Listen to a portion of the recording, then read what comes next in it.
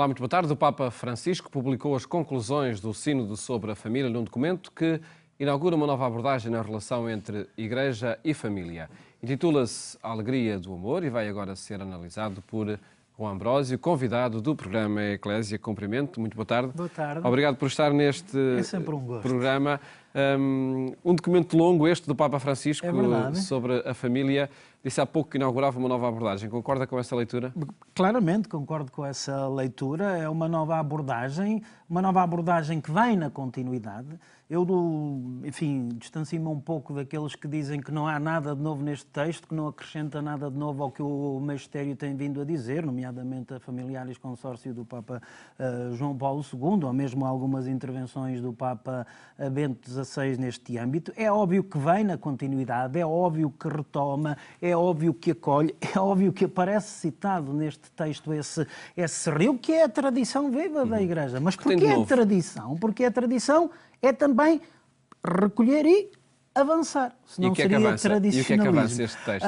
Avança com um tom novo, uma perspectiva dialógica também que me parece nova, mas não é só o tom. Há também aqui perspectivas de olhar e propostas concretas que trazem a possibilidade de atitudes diferentes. O tom novo é um tom que, sobretudo nestas temáticas, me parece importante e que eu reencontro um bocadinho num tom que também já o Vaticano II tinha assumido. Nós não vemos aqui um olhar condenatório sobre a realidade. O que vemos eu até quando li o texto, e a esse propósito permitam-me um parênteses, porque se trata de um texto longo e denso. O próprio Papa chama a atenção para isto. É um texto para ser mastigado. O Papa diz no início para não se ler exatamente. Tudo de seguida, não é? É óbvio que fizemos já uma primeira leitura toda seguida para ficar com uma visão global, mas isto agora requer outro tipo de abordagem, com calma, para não ficarmos naquilo que eu chamo a espuma, não é? Ficar naquilo que algumas afirmações podem parecer querer dizer e conseguirmos perceber e penetrar verdadeiramente no sentido do texto. E vamos então a isso. Numa primeira abordagem vê-se logo que esta questão é aquilo que podemos já, eu costumo dizer, um banho de realidade. Ou seja, parte da realidade concreta, sem a condenar, como estava a dizer, sem mascarar o que são as dificuldades dessa realidade, aquilo em que ela se distancia do projeto e do horizonte que Deus está a propor, mas parte dessa realidade concreta. E com um olhar que não é um olhar condenatório, de logo um juízo moral condenatório está mal, mas com um olhar. O texto também faz essa referência, um olhar a partir da dinâmica da misericórdia, um olhar a partir do próprio olhar de Deus, é essa a proposta que é feita, que olha para curar, para libertar, para levantar, para aproximar a realidade do projeto de Deus e não simplesmente para declarar que ela está fora ou distante desse projeto. Ou seja, é uma visão positiva que quer orientar as coisas, que quer levá-las ao horizonte com que Deus as pensou e as sonhou. Isso parece-me claramente. E depois há propostas de atitudes novas. E vamos já analisar cada uma delas para tentarmos também darmos a quem nos está a ver e ouvir enfim, alguns tópicos que podem identificar os conteúdos desta exortação pós-sinodal. Depois do primeiro capítulo sobre a Bíblia, sobre a Palavra de Deus, o Papa fala nessa tal realidade. Exatamente, esse é o segundo capítulo. Fixaria aí e pedia o seu comentário, João Ambrósio, para o sistema da sociedade, os sistemas sociais e económicos que, de alguma forma, fragilizam a família, nomeadamente o emprego. É verdade. A realidade que o Papa fala é essa. É a realidade concreta das famílias. Ou seja, o Papa parte da realidade que ele chama de uma realidade poliédrica e diz isso não só em relação às situações em que as famílias se encontram, mas também ao nosso olhar sobre essas situações. Ou seja, ele incorpora toda essa variedade e toda essa diversidade e o que vai na sequência do que ele tem proposto desde o início. Enfim, o primeiro texto dele não é Evangelii Gaudium, é, como sabemos, a Lumen Fidei, ainda que escrita por Bento XVI, mas desde esse texto da Evangelii Gaudium que ele propõe este olhar sobre a realidade, partir dessa realidade e assumi-la. E não olhá-la só numa perspectiva, mas na complementaridade de todas as perspectivas. Por isso é que ele introduz todas essas dimensões que poderíamos interrogar para que falar nelas aqui. Porque essas são as realidades que as famílias vivem. também. E é, portanto, a partir dessa realidade que nós devemos partir. Ou seja, a proposta é anunciar o Evangelho às famílias concretas. Não há aquelas que nós desejaríamos que existissem, não há aquelas que nós idealizamos, não há aquelas que deveriam existir. Às famílias concretas, com as suas luzes, com as suas fragilidades, e levá-las no sentido daquilo que é o projeto. Depois há um terceiro capítulo sobre a vocação da família. Sim, e um quarto e um quinto sobre a temática do amor, o amor no matrimónio. Que é uma das questões centrais deste texto. E há quem diga mesmo que isto não é um documento sobre o matrimónio, mas sobre o amor. Não, é sobre o amor humano. A esse propósito, permitam-me dizer algo sobre o título que a mim me parece esclarecedor. Quando fomos tendo consciência de como é que esta exortação se ia chamar, reparámos que em português chama-se a Alegria do Amor. E imediatamente nós fazemos uma relação com o texto A Alegria do Evangelho. Quando vamos ver a opção que foi feita no texto latino, vemos que a proposta é Amoris Laetitia. E isso levantou-me algumas dúvidas. Por que não Amoris Gaudium? Como a anterior exortação. Enfim, pus-me em campo, essa não é propriamente a minha área, e as primeiras abordagens deixaram-me alguma dúvida, porque quando nós vamos abordar a expressão Gaudium, a tendência é Gaudium é uma alegria interior, densa, Letícia normalmente aponta para uma alegria exterior, ou seja, mais superficial, mais do âmbito das paixões. E quando vamos ver disso, caramba, há aqui qualquer coisa, porque o Papa assume este texto, portanto, tem que haver, não pode ser simplesmente uma visão negativa ou uma visão de uma alegria menor porque se trata do amor e se trata do matrimónio.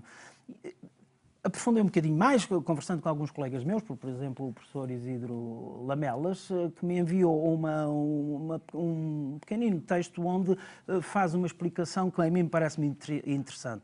Santo Agostinho e outros padres da Igreja utilizam o termo Letícia num sentido positivo de como visibilização, manifestação exterior da tal alegria interior. E então teríamos que Letícia seria a manifestação exterior desta alegria profunda e interior a Gaudium.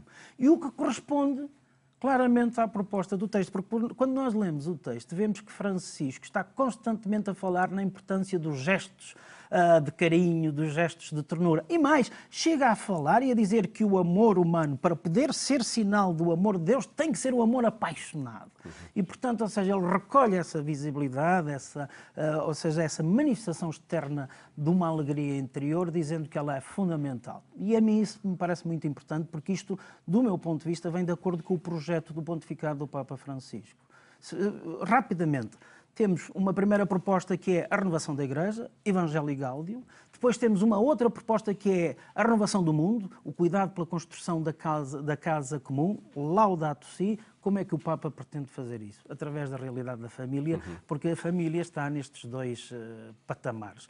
E então este título, a Alegria do Amor, Letícia, ou seja, a visibilidade deste projeto profundo, parece-me claramente ser legítimo fazer esta leitura que eu estou aqui a propor. Enquadrando assim o título do texto. Exatamente, e num projeto mais vasto que vai para além deste texto e o inclui num projeto mais vasto de renovação da Igreja e de construção de um futuro diferente. Há pouco falou o Dr. Juan Ambrósio nesse realismo da família, do cotidiano, dos problemas que tanto são visíveis nos dias de hoje, de emprego, de casa, que o Papa fala neles todos. Sim, exatamente, vai a esse ponto mesmo.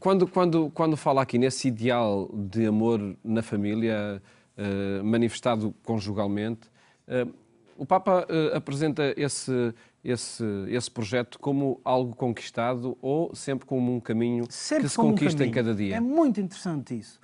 Porque aqui aparecem... E essa é uma perspectiva de todo o documento? De todo o documento. Aparecem aqui, digamos assim, também duas perspectivas claras. Por um lado, a realidade concreta da família, sem estar mascarada, como eu digo. Mas, por outro lado, o horizonte do projeto de Deus, sem estar encurtado. É apresentado em toda a sua extensão, em toda a sua plenitude. O que Deus sonha, o que Deus quer, o que Deus propõe, é isto. E isso também não é encurtado. Agora, entre isso que Deus propõe e que é o sonho e a realidade concreta onde nos encontramos, há uma distância. Mas essa distância não é insalvável.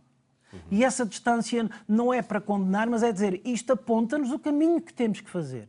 E o interessante é que o próprio Papa sugere que esse caminho é feito com a ajuda do próprio Deus. Ou seja, Deus não é uma realidade que está lá no fim e que eu procuro caminhar para chegar a Ele, o que já seria bom.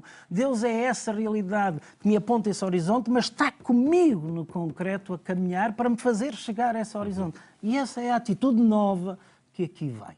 Essa atitude de que esta distância não é insalvável e que esta distância não quer dizer que as famílias, mesmo estando distantes desse horizonte, não estejam já a viver a dinâmica desse horizonte. Acaba por ser curiosa a forma como o Papa termina todo o documento. Exatamente, famílias, animemos-nos, vamos não avançar. percamos a esperança. É muito interessante isso, porque essa é a perspectiva. Quem gosta de caminhar, já tenho dito aqui várias vezes que faço isso, quando nós temos um horizonte, esse horizonte está presente desde o primeiro passo do caminho. Ainda não cheguei a ele, mas ele já está presente. E isso aparece claramente no texto. Portanto, estas famílias feridas, estas famílias fragilizadas não estão fora desse horizonte, não estão fora dessa comunhão. É preciso reintegrá-las e ir caminhando nessa direção. Isso parece-me, de facto, uma perspectiva nova, não é? Que aqui é apresentada.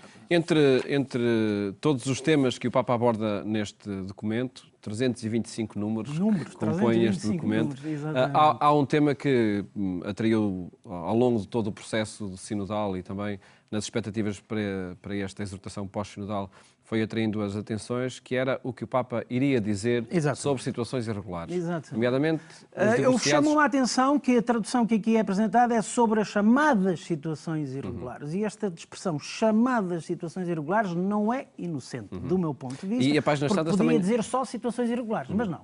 Chamadas situações. A página Santos do Papa também fala em situações imperfeitas. Exatamente, ou seja, que há aqui também a este nível uma novidade de começar a dizer que com estas expressões não queremos catalogar no sentido de pôr logo de fora, mas sempre esta perspectiva de reintegrar e levar para a frente. Aliás, esse capítulo a que se está a referir, que é o capítulo 8º, tem um título que é muito sugestivo, que se chama Acompanhar, discernir, reintegrar a fragilidade. É esse o título do capítulo. E logo no início do capítulo ele diz: duas lógicas têm percorrido a história da Igreja ao longo de todos estes tempos. Uma lógica de marginalização e uma lógica de reintegração. A lógica do Evangelho é a lógica da reintegração. E em várias outras passagens diz: ninguém pode ser condenado para sempre. Essa não é a lógica do Evangelho. Não podemos dizer em muitas destas situações que antigamente eram apelidadas de pecado mortal, essa expressão hoje e essa visão não pode ser tida, é dito no documento. Mas o Papa diz que é uma situação que não pode perdurar eternamente. Exatamente, exatamente. Não pode perdurar. Portanto, é possível a reconciliação, é possível a reintegração, é esse o target, é esse o objetivo. E depois há a referência clara e explícita, se dúvidas houvesse, de que este texto é escrito no contexto e no âmbito do jubileu extraordinário da misericórdia. Portanto, esse é o tom, essa é a marca, esse é o convite a fazermos o nosso olhar sobre as realidades da fragilidade, a nossa relação, o nosso diálogo sobre a fragilidade é sempre sobre, digamos assim, a perspectiva, sobre a dinâmica, sobre a proposta da misericórdia. Portanto, isso é dito com toda a O acolhimento nós conhecemos no Papa Francisco em muitas situações. Exatamente. A atitude é muito conhecida.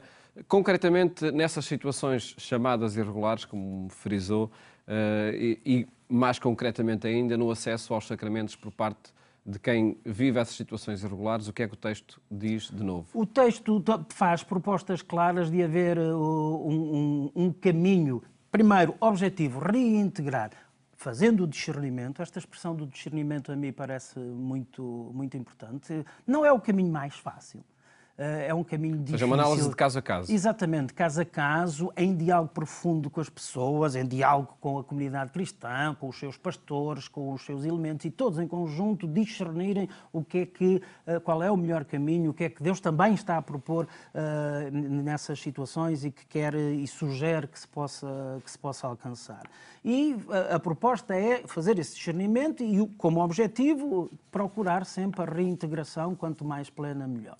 E depois ele vai dizendo com toda a clareza qual é a sua sensibilidade. Ele não impõe a sua sensibilidade, mas ele sugere-a. E se lermos o texto com atenção, veremos claramente qual é a sua sugestão. Chega mesmo a dizer numa nota de rodapé, 351, lembrando algo que ele já tinha dito noutras ocasiões, que neste caminho a vivência sacramental pode ser uma ajuda para caminhar. E lembra explicitamente que a confissão não deve ser entendida como uma casa de tortura, Câmara de tortura, uma câmara assim de tortura, e que a Eucaristia pode ser alimento que ajuda a caminhar. E não é um prémio para os bons, portanto, a pessoa tem o caminho já todo feito, então recebe como prémio no fim desse caminho a Eucaristia, sugerindo claramente que ela pode ser alimento para o caminho, quando o caminho ainda não chegou ao tal horizonte, mas vai nessa direção. Esta é a novidade do texto? É uma nota de rodapé? É uma das novidades do texto. Não, mas o facto de estar em rodapé pode ser novidade, porque o Papa claramente com isso está a dizer, essa é a minha leitura, vale o que vale, como é óbvio que está a indicar qual é a sua sensibilidade, qual é também a maneira como ele olha para esta realidade, mas sem a impor. E essa é uma das grandes novidades. O texto não opta por assumir uma norma universal que se aplica a todos os casos. Isso é dito logo no início, e volta a ser reafirmado neste capítulo que estamos a falar, o capítulo 8º. Sabemos, e não vale a pena esconder as coisas, que as duas etapas sinodais anteriores, a terceira Assembleia Extraordinária e a 14ª Assembleia Geral Ordinária, revelaram tensões no seio da comunidade cristã. Não é? Sobre estas temáticas mesmo. Tensões que depois foram empoladas e que, de um modo geral, foram simplificadas, resolvendo a coisa como conservadores para um lado e progressistas para o outro, identificando os conservadores como aqueles que não querem mudar nada e os progressistas como aqueles que exigem mudar tudo, o que é uma certa simplificação. Agora, o facto disto ser uma simplificação não nos deve levar a escamotear que houve essas tensões, que elas existem. Teria sido muito mais fácil o Papa optar por uma destas, digamos assim, um destes polos. Ficava metade contente, dividindo isto assim, ou seja, ficavam uns contentes e outros descontentes. Não optou. Mesmo neste documento, mesmo neste documento, não optou. Ou seja, este documento, que tem uma coisa interessante que é, acolhe claramente o que foi a dinâmica sinodal, e já voltarei a isso, ele opta por não tomar partido no sentido de não dizer, não reduz a uma das dimensões, portanto. Também não faz uma outra coisa que poderia muito facilmente ser a tentação, que é arranjar uma postura conciliadora entre estes dois polos, digamos assim. Uma postura diplomática, de buscar uma coisa a um, outra a outro. Uma leitura mais rápida do texto até parece sugerir isso, mas não é verdade. Ele opta por, digamos assim, a via do discernimento. E então reenlaço o que eu estava a dizer há pedaço. E esta via do discernimento não é uma postura diplomática para resolver o problema, é a postura que o Papa Francisco assumiu desde o início para isto. É um discernimento em conjunto. A comunidade toda caminhando em conjunto faz isso. Lembremos-nos qual foi a proposta dos sínodos. Começou por quê? Por um questionário lançado a toda a comunidade cristã, com um conjunto de perguntas que as pessoas responderam. Isso foi acolhido. Esse primeiro conjunto de perguntas foi acolhido, a partir daí fez um instrumento de labores, que foi o instrumento de trabalho para a tal Assembleia Extraordinária, a primeira. Daí surgiu um relatório final, que foi o instrumento de trabalho para a Assembleia Geral Ordinária, não é? Daí surge um outro relatório, e esses dois relatórios aparecem constantemente citados nesta exortação apostólica. O que quer dizer que a postura e a atitude do Papa é sinodal. E é essa que ele volta a propor. Vamos continuar a fazer este caminho. Ele diz claramente, vamos ter que continuar a olhar para a realidade à luz do Evangelho, e à luz do Evangelho ir discernindo, caso a caso, qual é a direção que devemos seguir. Quem se tenha divorciado, seja um novo casamento e possa sentir essa vontade de se aproximar dos sacramentos, nomeadamente a Eucaristia, e da reconciliação, diante deste texto, o que é que deve fazer? Diante deste texto é fazer o que o Papa diz. Procure as comunidades cristãs, fale com essas comunidades cristãs, falando com aqueles que têm na comunidade o exercício da unidade, portanto, os padres, o bispo na igreja local, e depois, em diálogo com essas comunidades, encontrem qual é o melhor caminho a fazer. Há aqui uma dimensão de convite, claro, a que essas pessoas se aproximem, porque claramente ao longo do documento o Papa diz, se houver essa vontade de aproximação, essas pessoas fazem parte da comunidade, não estão excomungadas, várias vezes isso é dito, e portanto tem que se encontrar entre todos o caminho. Não é o caminho mais fácil. Ele podia ter optado, posto uma norma geral. Isto, caso a caso dirão, bem, mas isto agora vai permitir uma pluralidade. Bem, também ele diz isso logo no início. Não esperem deste texto, logo no número 3, uma norma magisterial. Não esperem que o magistério tenha que ter uma palavra para todas as coisas que se possa aplicar à Igreja Universal. Portanto, há aqui uma proposta também para uma legítima e sã pluralidade. Claro que tem que haver balizas, mas agora essas balizas temos que ser entre todos, como comunidade, nesta dinâmica sinodal, a encontrar.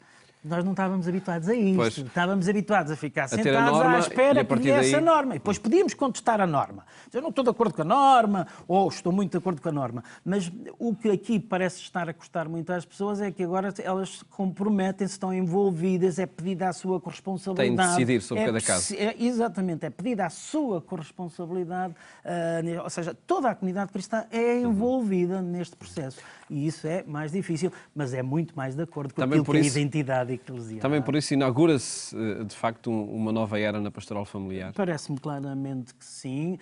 Nova no Por muito que não haja aqui tudo de novo? Não há tudo de novo, porque não pode haver. Esse é o caminho da Igreja, é a tradição. Mas porque é tradição, tem que ter em cada tempo novidade. E essa é a novidade. Inaugura-se aqui, pode-se dizer isso, com esta consciência de que o inaugurar não é começar do zero, mas é, na continuidade, dar um passo em frente, e um passo em frente novo, que traz novidade, uma nova maneira de sermos Igreja. Nova cá está, porque temos aqui uma atitude não nova no sentido, porque esta é a maneira de ser Igreja, umas vezes mais conseguida, outras vezes menos conseguida. Mas neste momento que estamos a viver, que é um momento de mudança paradigmática. Estamos a viver um momento de mudança paradigmática, não só ao nível da comunidade cristã, mas ao nível do mundo, social, da construção da história. E por isso é que eu insisto neste projeto que estava a falar. O Papa, consciente disso, propõe a renovação da Igreja para poder contribuir para a renovação da tal casa comum. E isto é feito com um convite a que todos somos chamados a contribuir para isto. Isto, de facto, é um desafio apaixonante, não é? Sentirmos-nos protagonistas deste momento histórico que estamos a viver, porventura para alguns assim menos claro, não, parece que as coisas não estão claras, mas se escutarmos a voz do Espírito que sopra no concreto, certamente encontraremos os caminhos. E por certo que este documento, esta exortação pós-sinodal vai continuar sem dúvida, isto é para ser mastigado, para nos ajudar e, como o Papa diz, à medida que vai sendo necessário, ir revendo, relendo na continuidade da tradição. Faremos também esse exercício por aqui. Agradeço, Dr. João Ambrosio, ter estado aqui no programa Eclésia a apresentar este documento do Papa Francisco, a Alegria do Amor. Mais logo, siga o programa Eclésia na Antena 1 pelas 22h45. Votos de boa tarde. Até amanhã, se Deus quiser.